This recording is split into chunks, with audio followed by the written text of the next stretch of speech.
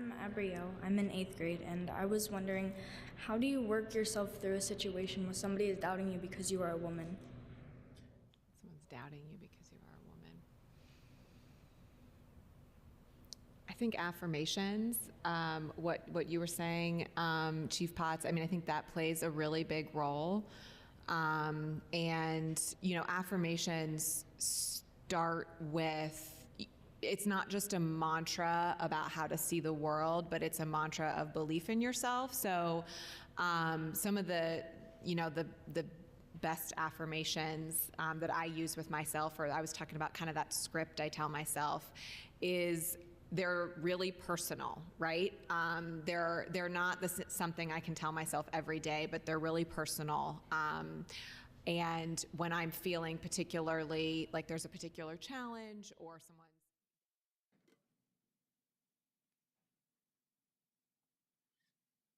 Welcome, everyone, to the January 26th, 2023 meeting of the Audit and Accountability Committee. Madam Auditor, would you take the roll? Okay, Ms. Beckerly, Here. Vice Chair Vera, Here. Mr. Grant, Mr. Vajon, Present. Ms. Reyes, Mr. Jordan, Here. Mr. Daniel, Here. and you have a quorum. Thank you. We have a motion from Vice President Vera. I move that the CCS Audit and Accountability Committee recess into executive session per section 121.22 G6 of the Ohio Revised Code for the sole purpose to consider and discuss details relative to security arrangement and emergency response protocols for a public body or public office which is disclosed could reasonably be expected to jeopardize the security of the public body or public office. Is there a motion? Second? Second. Okay, shall we call the roll to move into executive session? Mr. Jordan, Yes. Mr. Daniel, Yes. Ms. Beckerly, Yes. Ms. Vera, Yes. Mr. Vajon. Yes. Motion carries. Okay, thank you. We'll go to executive session and come back and continue our meeting in open session once we have completed our discussion. But to add on to that, it's kind of like you will prove them wrong. And I want to cite again the Ketanji Brown Jackson hearings last week because that's what was happening. She was being doubted because of who she is, right? Because she is a woman, because she is a Black woman, she was being doubted for those specific reasons. And a couple different things happened. First of all, she showed them her power. She spoke powerfully. She proved how unquestionably qualified she is for the role of Supreme Court Justice. And what also happened is people surrounded her with their belief in her, right? So she found folks in the room that did believe in her, that were willing to come. Not that she needed rescued, but everyone needs an aid, right? Everyone needs help. Everyone needs fortified.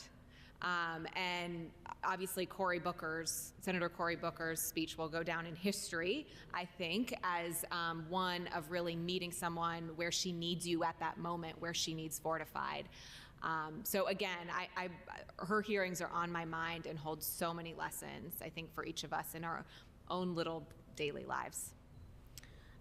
I think that everything that they've said, maybe a little twist, and it kind of, Dr. Dixon's earlier comments made me think of this. You know, I think we've kind of painted this as a male-female thing, but I'll tell you, sometimes the biggest challenges I've had in my career have been other women. And in particular, women who may be of a different generation than I am. And maybe, you know, had to come through things in a little bit of a different way than I did. And it goes back to Dr. Dixon's point, and, you know, we're not lost here. We're at an all-girls school, right? You know, it is tough out there for girls. And the last thing we need is for another girl to not have our backs, right? And so, you know, in those situations, I almost find that a little bit harder to deal with because I'm like, wait a minute, shouldn't we like be helping each other out?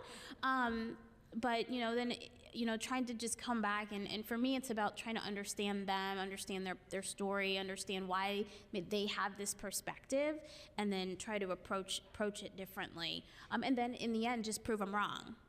But, you know, it isn't always a male-female thing. Sometimes it can be a girl-on-girl issue.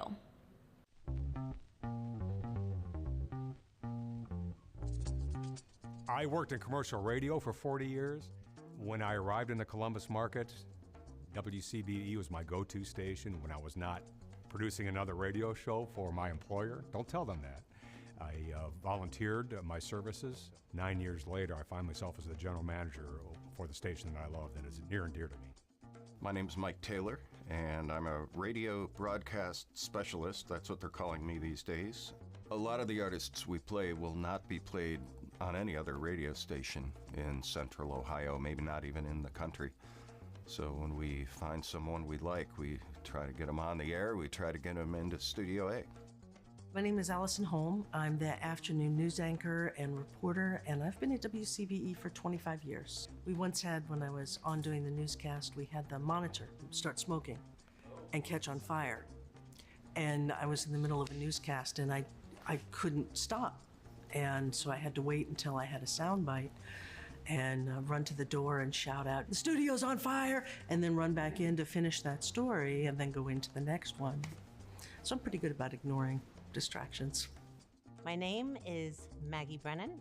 I've been with WCBE since my internship since 1993. We'll be excited to have more kids involved and more programming with that, whether they're going to be hosting some of the shows or behind the scenes, or even some of the bands playing live in Studio A. It's a nice, wholesome place where you can see how the radio gets made. I've been involved with the station since I was a teenager. Around 14 years old was the first time that I went in and did any volunteer work for them. The people who work there know their stuff and make a really great environment for a learning opportunity. Before I came to WCBE, I was a professional jazz musician. And then I got a job at Fort Hays. On my first day of teaching, I ran out the door and I ran next door and I knocked on the door and I went and I said, "Who's playing that stuff? That is really cool." And then the secretary said, "I think you need to go in the back." So she let me in the back, and the next thing he was going to play was a piece of jazz music, and I have an encyclopedic knowledge of it. So I started telling him exciting things about the thing he was about to play. He said, "Wait just a minute." And he put a mic in front of my face, and for about 10 years then, I was Jim, the wacky sitcom neighbor next door. And I would just barge into people's radio shows and start talking. It, number one, gave me an opportunity to reunite with Jim Maneri, who I knew from when he was in college and I worked at another radio station. And as a matter of fact, I hadn't had that type of conversation about music probably in 10, 15 years. That's one of the reasons why I do this. So fun. I mean, I'm a radio girl anyways, but I also am the receptionist, so I get to greet them, bring them into the station, welcome them, and Chris Robinson Brotherhood came through, and Chris Robinson, I just love the Black Crowes, so meeting him, I was kind of geeking out a little bit. I'm in my 23rd year, and probably the last handful have been the most rewarding and fulfilling. That combination that I love of music and story, the sort of story behind the music, that's a really good combination. When a listener says that they value that and they got something from that and they now are a fan of that artist, that is truly inspiring. I've had a long relationship with WCBE. Years ago, I started a little show called Cinema Classics with a buddy of mine, John DeSando, and we've been talking about movies on there for years. And then the opportunity came up. There was a job opening, and I thought, wow, I love this place. I love the people that work there. I love the vibe there. I still feel that it is a group of people who are making this all happen. And we're all counting on each other and building on what each other does. And that's an unusual and awesome experience.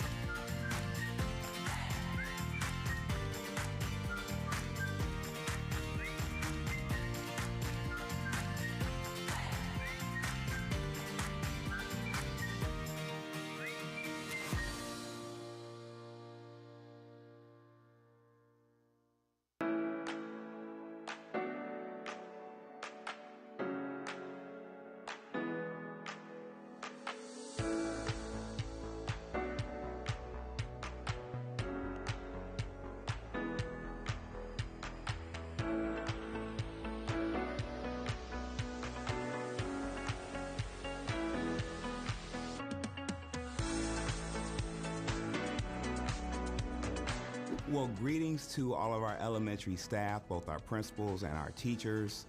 I bring you greetings from our superintendent, Dr. Dixon, and our Chief of Transformation and Leadership, Angela Chapman, who you will also hear from. We are excited to celebrate you on your wonderful accomplishment of meeting the interim literacy goal. We have made a significant investment in you, both in our resources and in our instructional processes through our foundations, our letters, our HMH and Hagerty and Just Words. And we know that it takes not only implementation fidelity, but also instructional fidelity to meet goals and move the needle forward. We celebrate you. We recognize you, we honor you, and we appreciate you. Have a wonderful day. It is my pleasure and honor to recognize our staff, teachers, and leaders for their collective work in supporting early literacy. We celebrate our teachers for your willingness to embrace research-based literacy practices, providing grade-level curriculum to students and the necessary scaffolds that students need to be successful. For our principals, we commend you for maintaining a laser-like focus on literacy in your schools.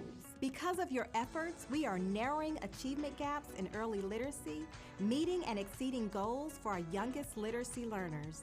As a district, we are building a strong foundation for our students that will set them up for success in school and beyond. In essence, the culmination of our curricular changes are addressing what the National Reading Panel indicated was needed more than 25 years ago. But without the right people in the right places, none of this would be occurring. Thank you for being the right teachers and leaders for our students and our community.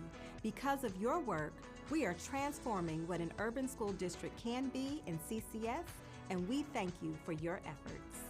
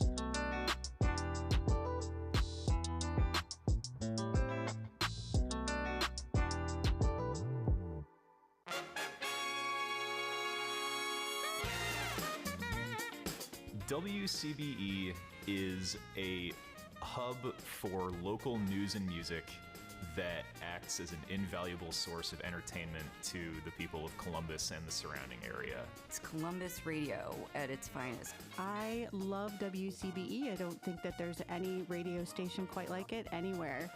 We want to continue to be a pillar in the community, an asset for the Columbus community, especially when it comes to music. It's a dedication and love of music, of storytelling, and then to sort of combine those two things. We're getting information out about festivals, things that enrich the public's experience, and again, things that you may not see. I think we're also drawing attention to local issues. And most importantly, it'll stimulate people's curiosity. It is intended to be an educational experience, and that is what got me involved in radio to begin with. I really get to spend time educating people on the microphone, and I feel like that's one of the best parts of WCBE. This is great, right? It's public radio, it's smarter, it's better, care about art, care about people in town. I love WCBE, and I can't imagine Columbus without it.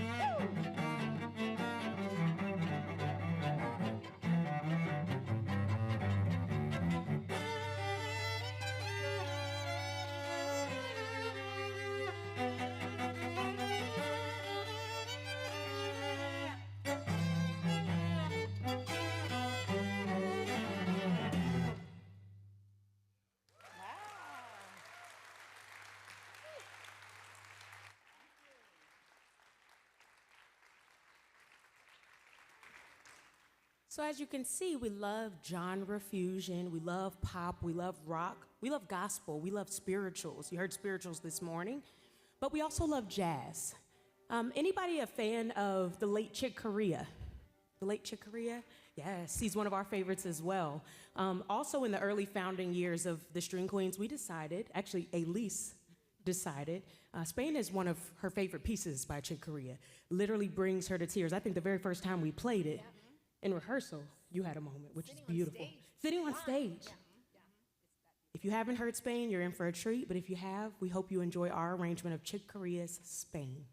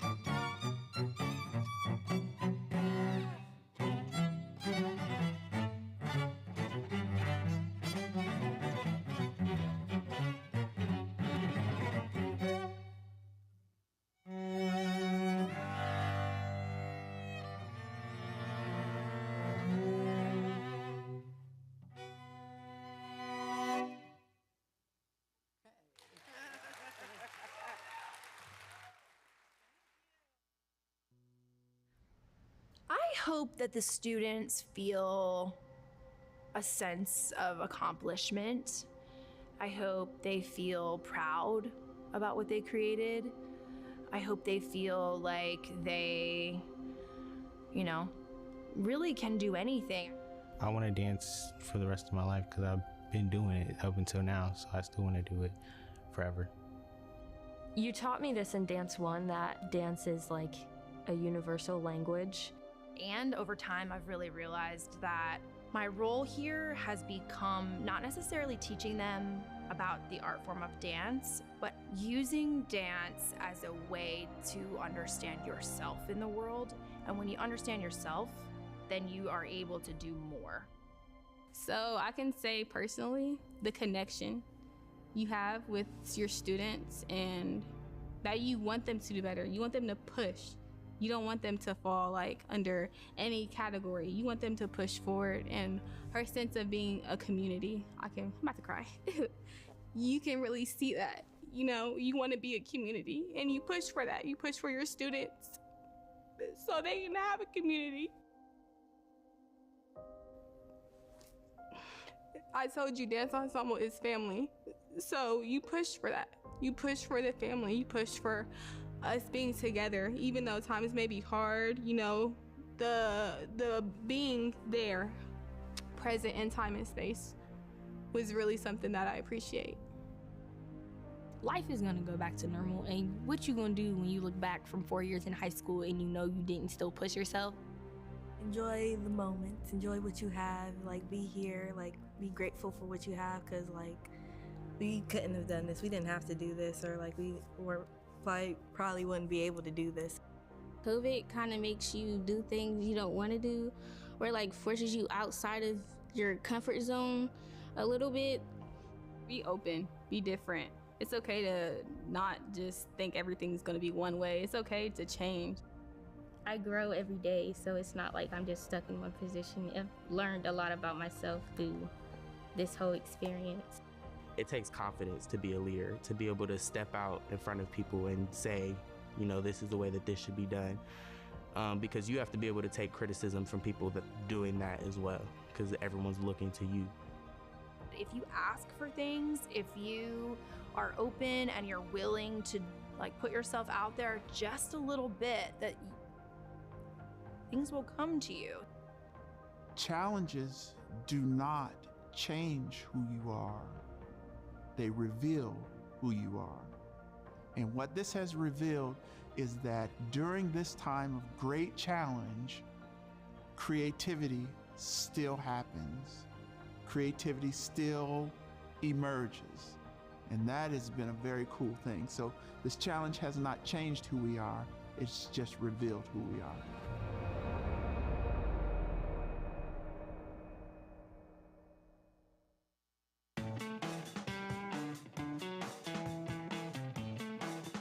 I used to get calls all the time from people asking me about the station.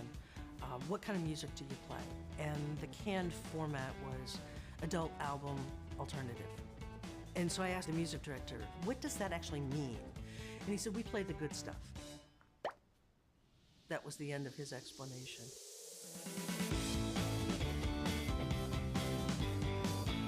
Well, AAA music is heavy on the singer-songwriters and the Americana, but we also include blues music, jazz, other styles like world music. It's not the same songs every other hour. And in 90.5's case, it's not even the same songs each week. WCB is pretty unique with all the variety of music that we can play and the variety of shows that we have. We've had John Prine, Ziggy Marley, Warren Haynes from the Allman Brothers. We have had Tedeschi Trucks. The list goes on and on. The thing that we have at WCBE is experts in music that know where the good stuff is. Homemade, locally produced programming is what we're all about, and just sort of sitting there and grooving out in a radio station, knowing that I'm doing the same thing with thousands of listeners across the state. I really dig that. I dig that sort of concept. We're all over the map. It's great music. People that go, oh, I listen to everything. If you listen to everything, all you need to do is listen to us.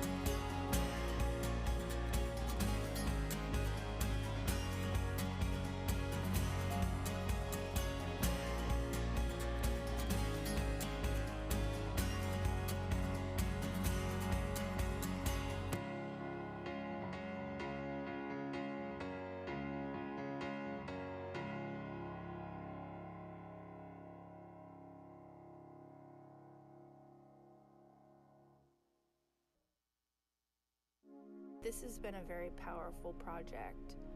And as we come to a place where the work is not done, the work is still ever present. But as it's nearing the end, I'm thinking, wow, we did something. And we didn't know if we were going to be able to do anything.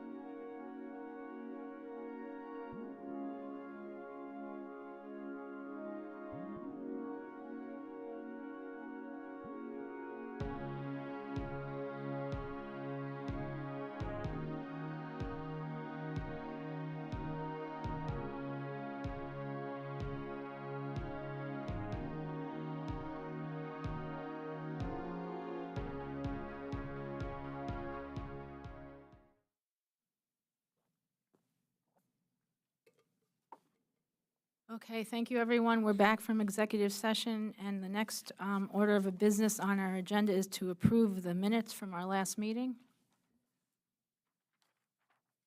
Is there a motion to approve the minutes in a second? I move to approve the minutes. Second? Okay.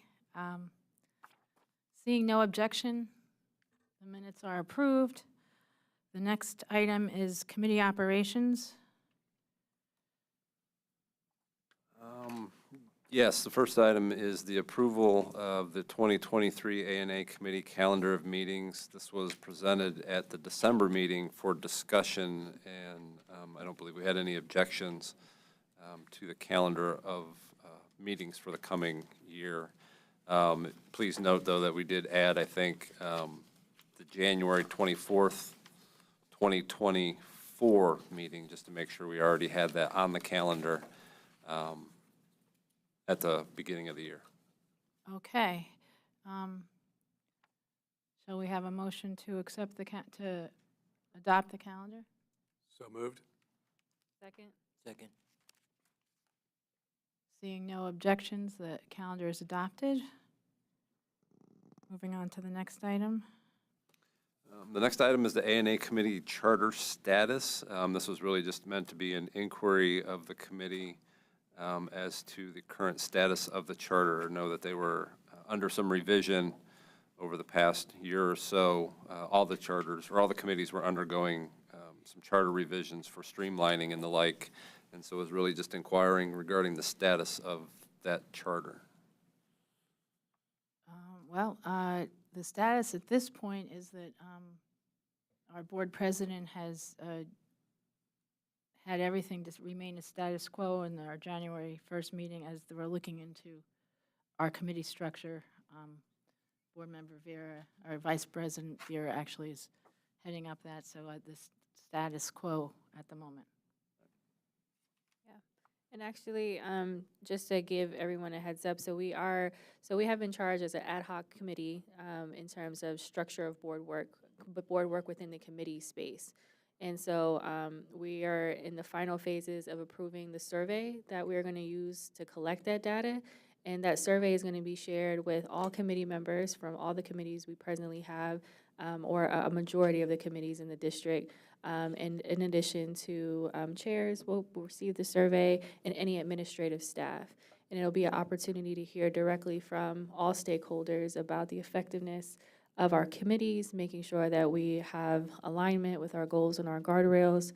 So once that survey has been approved, it will go out for distribution, and it should only take 2 to 5 minutes, or unless you get really into it, it could take a little bit longer, but it is a short survey. But we are collecting feedback from other district leaders about the survey before it becomes a live survey.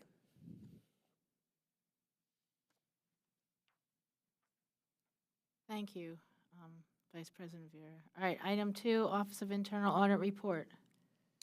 The first item is request to release, for release of reports. At the December meeting, the Office of Internal Audit presented report summaries on school building readiness and academic grade changes. However, we didn't have sufficient quorum, and so we were asking at this point for a vote to release those 2 audit reports. Okay, is there anyone who has any further things to add or discuss about either of those audit reports? All right, now we vote to release them, correct? Okay, do we do it one at a time, or can we do both together? I'm guessing unless there's objection, you could probably do both of them together. Okay. Can we have a motion to release both those reports? So be moved. Second. Okay. Seeing no objection, both the school readiness report and the academic grade report, I don't have the whole title here, shall be released.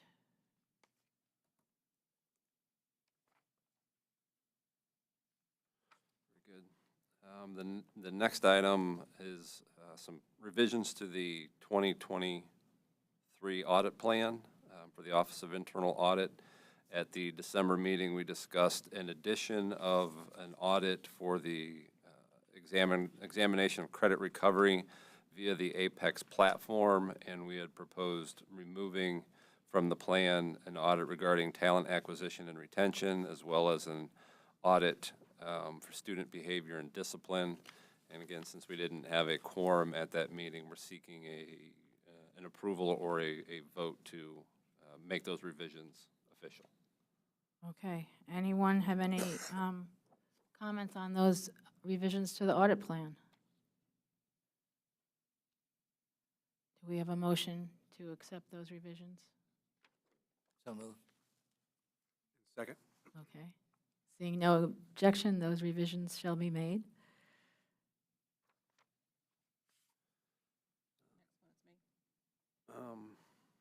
Yeah, the confirmation of. Okay. Yeah. Good afternoon, everybody. If you're wondering why I'm kind of sitting here silently, we are transitioning leadership in the Office of Internal Audit, so I'm sitting here to provide moral support for Kevin, who's doing a wonderful job. But as far as the every year around this time, I do confirm the Office of Internal Audit's organizational independence. Currently, I'm not able to do that at this particular time. There are forms that we complete, and I'm not sure if all the forms have been completed. So at this point in time, I will not be able to confirm our organizational independence. I do need to do a little bit more research on this matter. Turn it back to you, Kevin.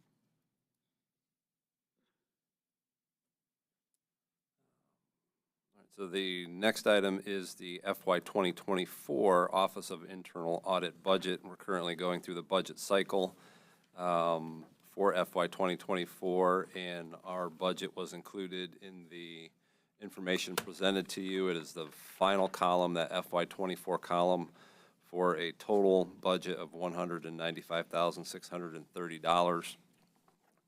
As support for that budget, we were looking to have the committee officially support, approve, whatever is the correct word, the establishment of that budget or that budget for the FY 2024 Office of Internal Audit. If I could just add, just know that when we go through this process, we just don't take the numbers from last year. We actually do a deep dive, try to figure out what our needs are going to be. So you will see there is a decrease from last year to this year. One of the things that we are definitely considering is we are short-staffed. We might have to do some outsourcing ourselves.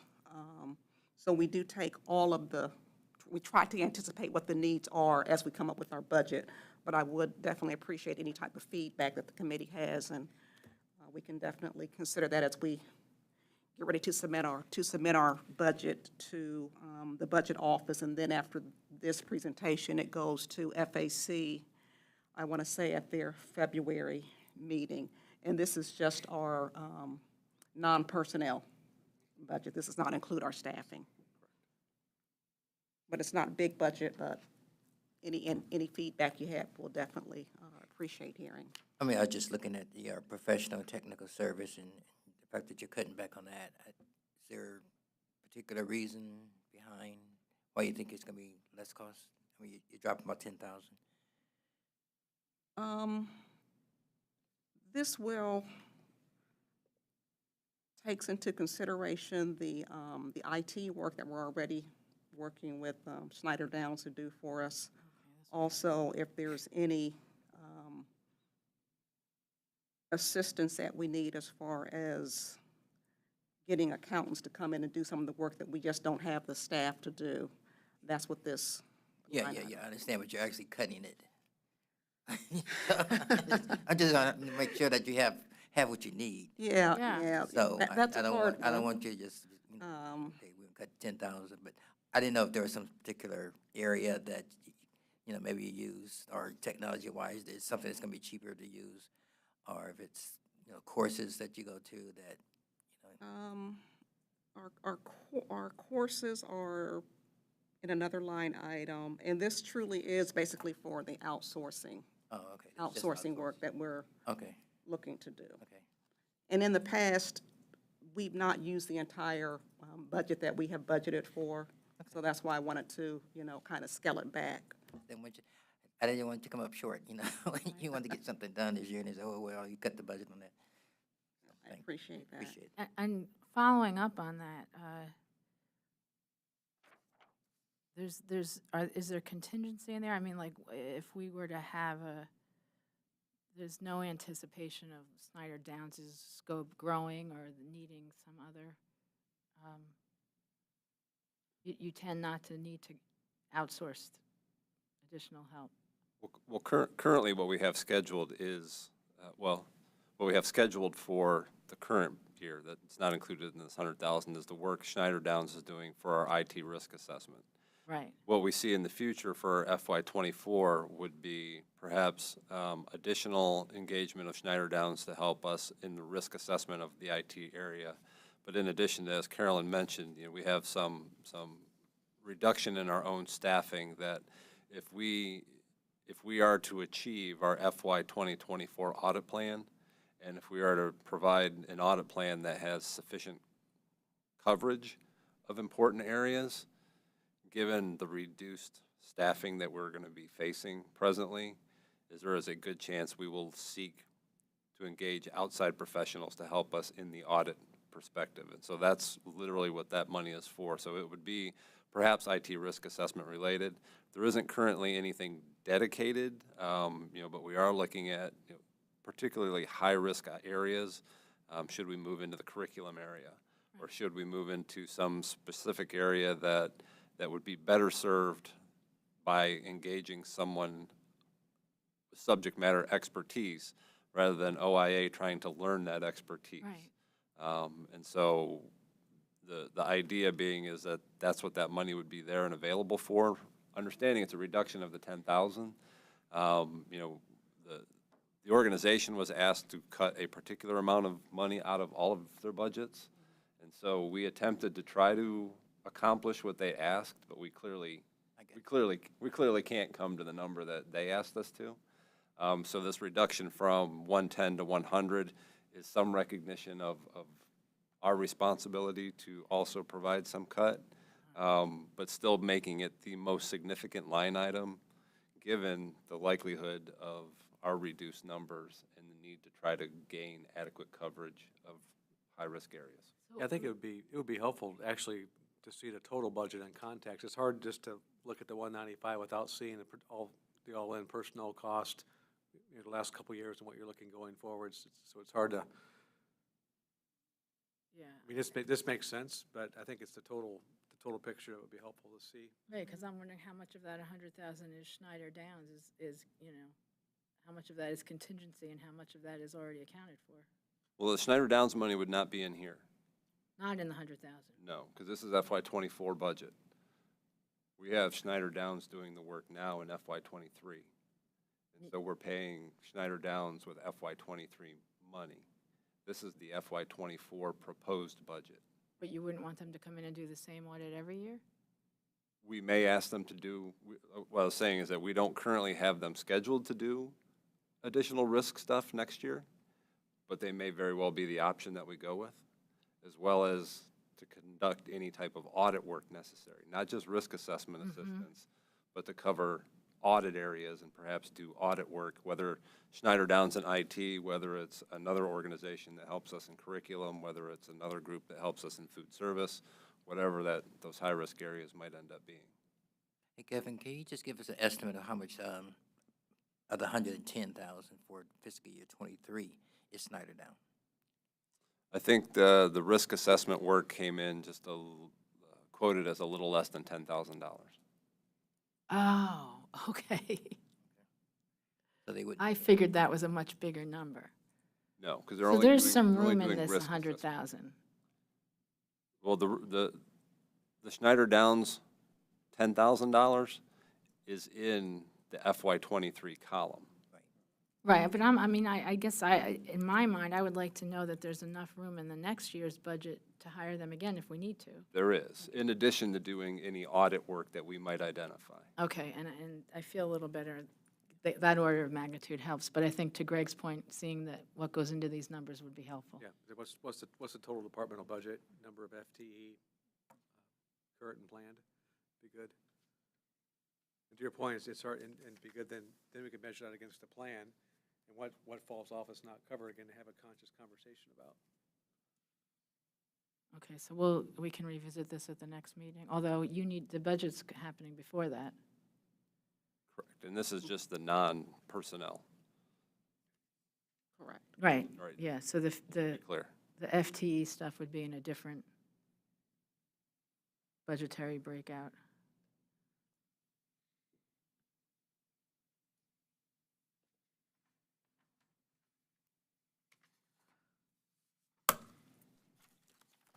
Now, are you looking for the committee to approve this audit, or are you just sharing with us for information? Just sharing. Okay.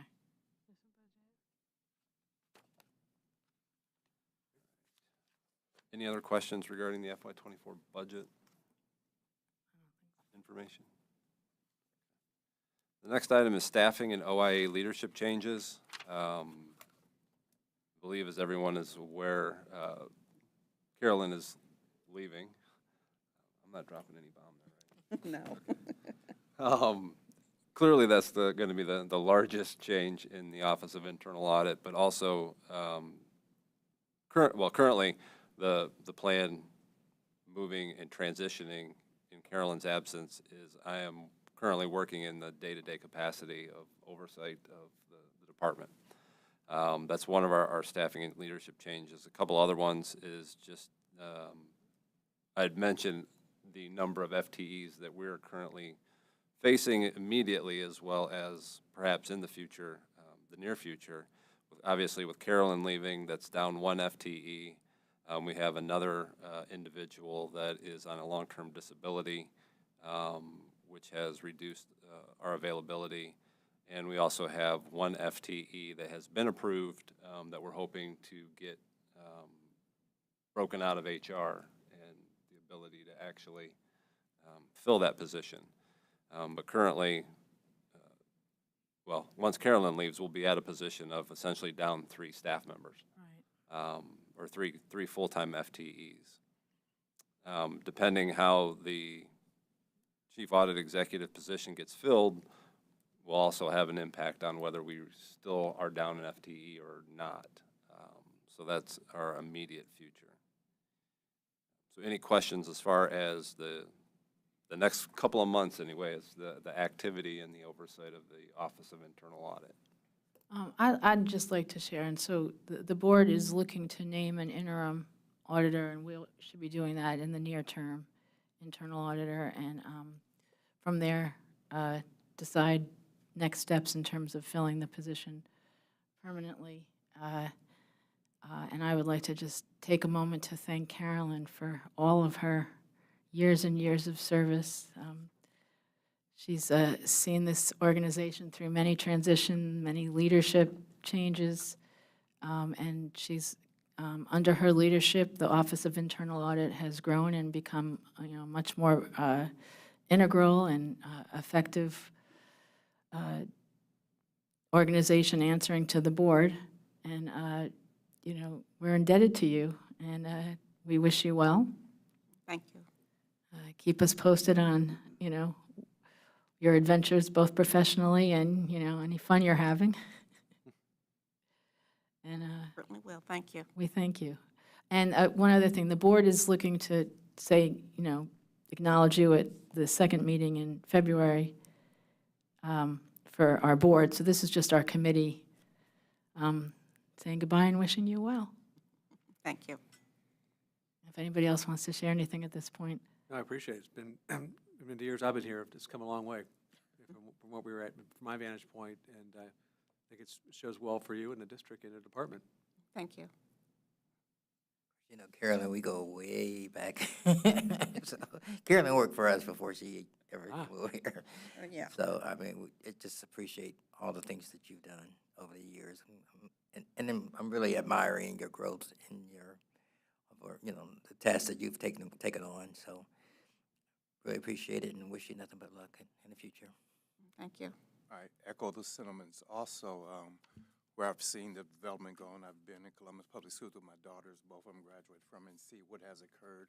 And then just from my background, knowing all the little intricacies behind that and seeing what has happened with you, and then knowing you professionally, things of that nature, I applaud you for what you've done. Thank you. Thank you for the opportunity, seeking me out to volunteer. I really appreciate that, and just very impressed with the team you've built and the quality of the work the team performs. Can I Thank add? you. No, you go. I just wanted to say I appreciate the partnership. It's been a true partnership. So, since I took the HIM on here as the CIO, really appreciated how we can openly discuss risk and, work our best for CCS. It's been a pleasure working with you too. Yeah, thank you, Madam Auditor. I've been able to work with you for just a short period of time, but you've always been available, very thorough in answering questions. And, I don't know what it was like before, but I hear that it's definitely improved. So I do appreciate your time and your service, and definitely look forward to seeing what you continue to do.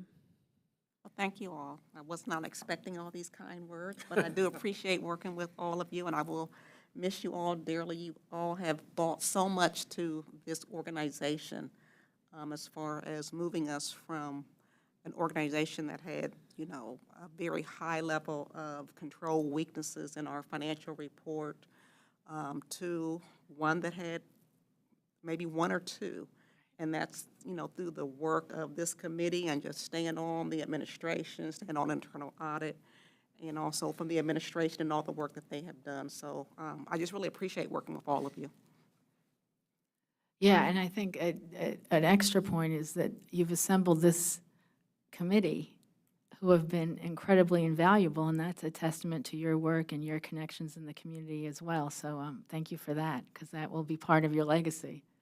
Thank you. As we go forward. And please make a point of staying after. We have some cake and some light refreshments that we'd like to share to acknowledge. Well, let's hurry up. This moment. Oh, we got some smiles. Okay. All right. On to the next agenda item. All right, the next item is prior recommendations, follow-up, and aging schedule discussion. I don't have specific comments about that. It is included in the dashboard, so maybe one way to approach this is just go through the dashboard, and when we get to that portion of the dashboard is dive into the discussion about the prior recommendation follow-up and the aging of those items. I think that's a good idea. So the activity dashboard report, I was just going to go ahead and go through this a little bit, see if there are any questions. I know I won't do it justice the way Kevin normally does it, but the first item is on page 3 is really just a schedule or a status of our current audits and significant projects that are going on. The blue being planning, the yellow being field work, and the green being those items that have been completed, or in the project side, those items that are ongoing efforts.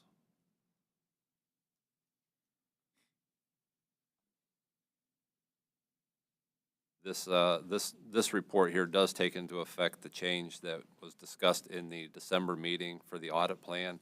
So you'll see where there's the credit recovery and advancement Apex audit is in there. However, the other two, the talent acquisition and student behavior, have already been removed for the purpose of this report. Okay, student behavior, I still see there. That is as part of the school audit. We were planning on doing a separate engagement entirely focused only on student behavior, but as one of the elements of the school reports, we did some smaller work in the area of student behavior.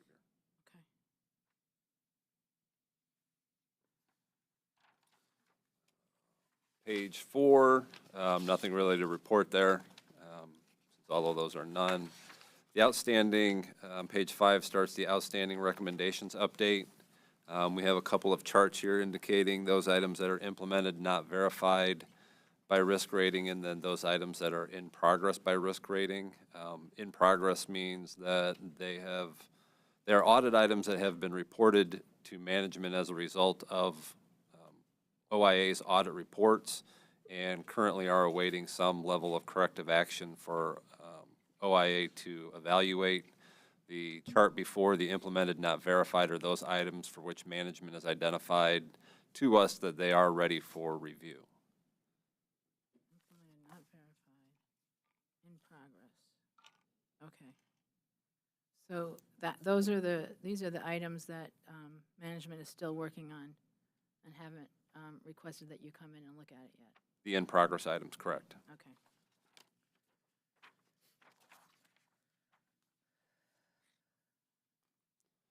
Now, pages 8 and 9. Pages 8 and 9 are really maybe a little more relevant for the purpose of discussion. If you'll notice, what we did is we did an aging of all of the 263 items that are open, whether they are in progress or whether they are implemented and not verified. They're still considered open items. And so we have a total of 263 items. And if you look on page 8, you'll see, based on the risk rating, what we did is we aged them, and those bands across the month, or I'm sorry, those bands across the top are 6-month periods. And so you have 0 to 6, 12 to 18 months. And just to bring to your attention, of the 263 items, we have 162 of them that are 3 years plus, as far as past the estimated implementation date. This, I think, really drives home the need for the conversation that we've started in the past meetings as far as what do we do with those? Are we accepting risk for those? Whatever that discussion needs to be. But I think these two charts really hammer home that point that there needs to be some action by management or by this board. Somehow there needs to be some impetus to alleviate that. To have 162 of them to be 3 years plus is, I think Mr. Jordan has mentioned in the past that we've clearly probably already accepted the risk for all of these items, but there needs to be an exercise to actually get them kind of off the books. Yes. Kevin, quick question regarding the 36 plus months. are those still part of some kind of periodic review with the stakeholder or the owners? Yeah, we've gotten to the point where we quarterly send out all of the open items to all of the business owners and ask them to update us on the status of them. So that's become a quarterly process for us. So they are followed up on and at least requested in current status. And is there any time like a review, whether the finding's still valid? As an example, like the system's been decommissioned. So like oftentimes on my end, I see it like a finding will be closed without necessarily remediation. We have not undertaken that. That is clearly something that needs to be done, but I think there needs to be some delineation of who the ownership of that step is, because I think there are clearly, of these items, there are things that are clearly probably not applicable anymore. The challenge OIA has in that position is that OIA is the one who said it was relevant, and we made the audit finding.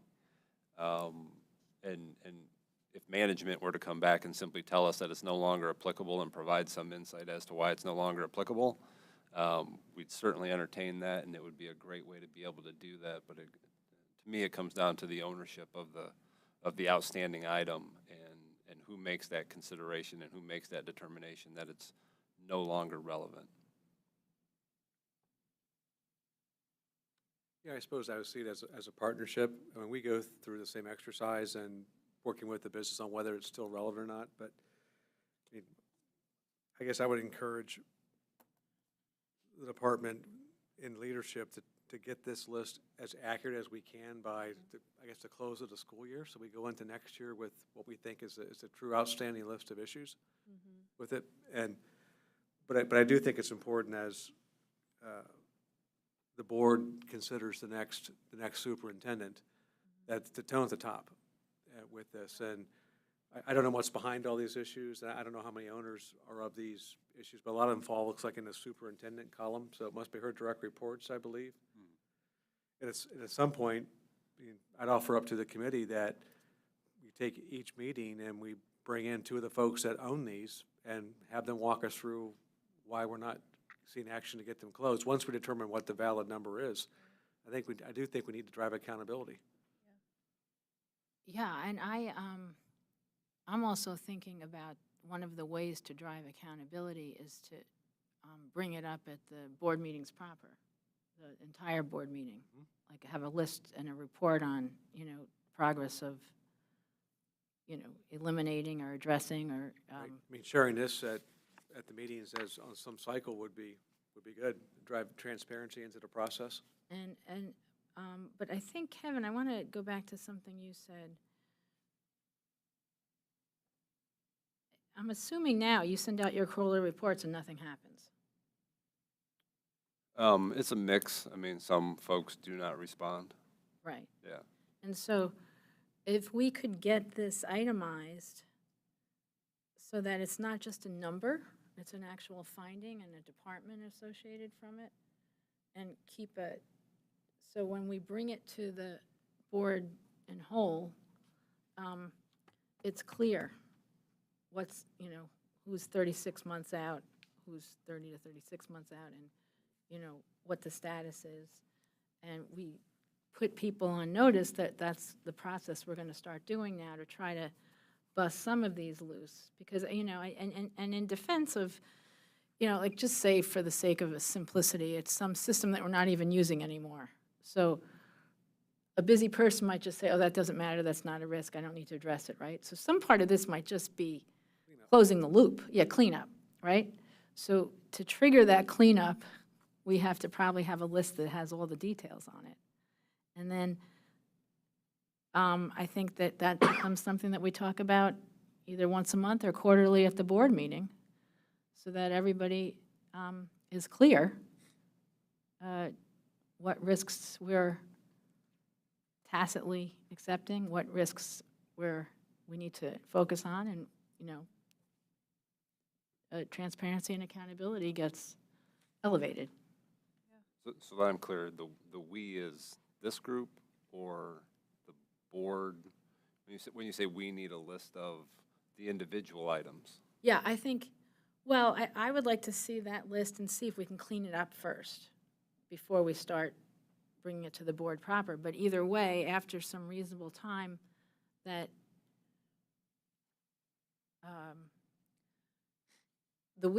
first, I would like to see the committee, let the committee see the full list. Okay.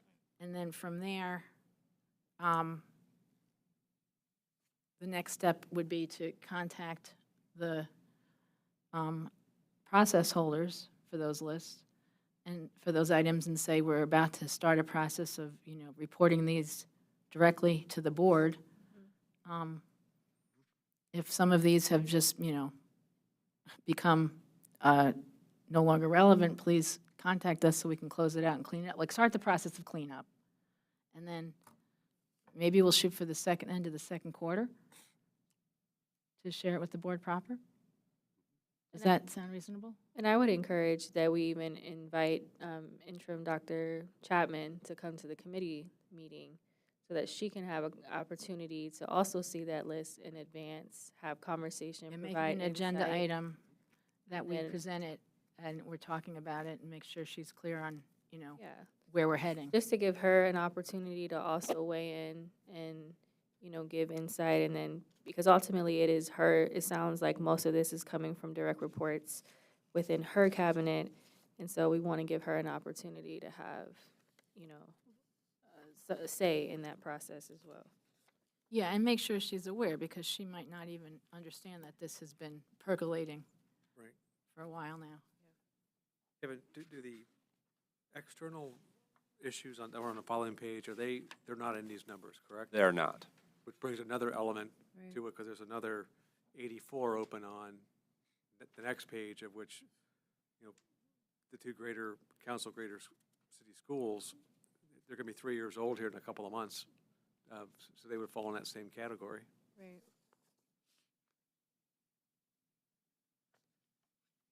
Okay. Yeah, makes sense.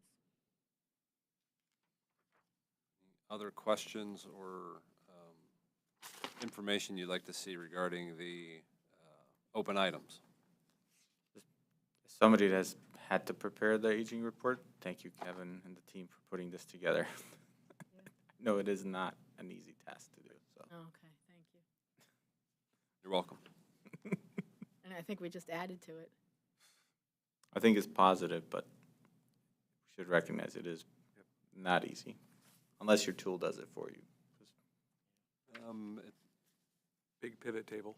Yes. I'm going to say it's horrendously difficult to do. Oh, thank you. But I think it is positive, for Carol, and I would encourage that we continue to look at this and how we can get movement. So, thank you, Kevin. But you do at some point have to break these things back out so you can see what they really are instead of just seeing numbers. It's the only way to push it forward. Get ready for an Excel sheet that has 263 items on it. Just start like the high-risk ones or whatever, break those out. 3 years, start with 3 years, high risk. Yeah, start with the 45. Yep. Okay. All right, as Mr. Jordan mentioned, page 10 is the external audit recommendations, just a tracker list that we maintain and bring forth to the organization here, to the committee. Activity for the current month, page 12 has some of the professional development that the staff has participated in.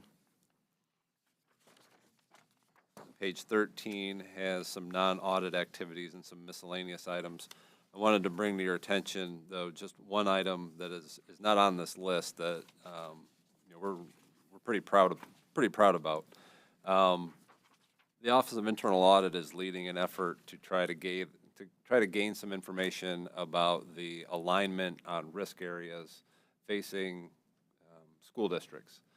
And so the Office of Internal Audit is leading a project in which we're working with 7 other large urban school districts to do some survey work asking folks about the items that they believe are the 10 risk items that face their organization, and then asking some information or asking some high-level questions about their own personal knowledge of those risk items, their perception of the organization's capability to address that risk, and then their assessment of how they feel their organization is actually performing in that area.